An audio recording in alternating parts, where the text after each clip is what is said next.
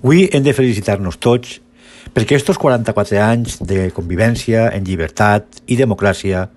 en els quals el poble espanyol ha sigut el protagonista per la seva pròpia història. Com a un socialista més del PSOE, avui vull reivindicar el paper del nostre partit en l'elaboració del text constitucional, al temps que reconèixer el protagonisme dels governs que han precedit el nostre partit al llarg de la història democràtica recent. No podem oblidar que la Constitució de 1978 va ser fruit del consens. La nostra Constitució té la virtut de ser un lloc d'encontre que permet la convivència, la possibilitat de l'alternància i el pluralisme polític, a més d'integrar la pluralitat de les cultures de totes les nacionalitats que conformen la nació espanyola. Tenim una Constitució oberta, capaç d'incloure-nos a tots, d'emparar diferents concepcions ideològiques, una Constitució aprovada per un ampli consens, que va ser concebuda com una obra de tots i per a tots, de la que tots deguem defensar, i avui commemorar aquests 44 anys